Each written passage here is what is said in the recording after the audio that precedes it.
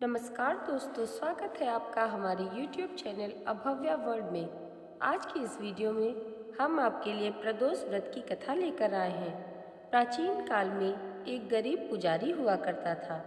उस पुजारी की मृत्यु के बाद उसकी विधवा पत्नी अपने भरण पोषण के लिए पुत्र को साथ लेकर भीख मांगती हुई शाम तक घर वापस आती थी।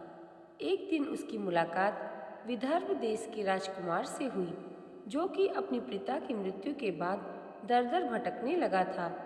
उसकी यह हालत पुजारी की पत्नी से देखी नहीं गई। वह उस राजकुमार को अपने साथ अपने घर ले आई और पुत्र जैसा रखने लगी।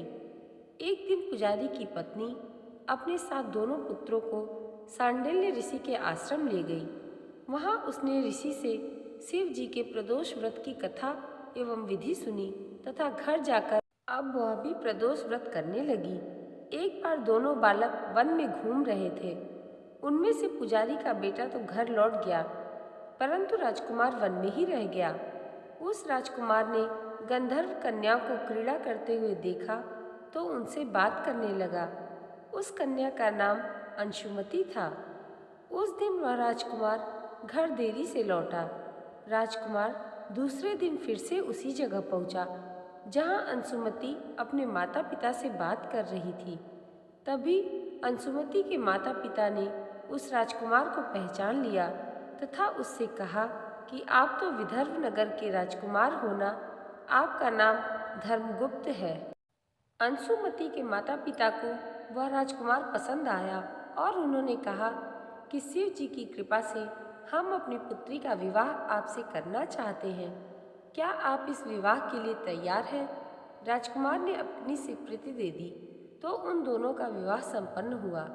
बाद में राजकुमार ने गंधर्व की विशाल सेना के साथ विदर्भ पर हमला किया और घमासान युद्ध कर विजय प्राप्त की तथा पत्नी के साथ राज्य करने लगा।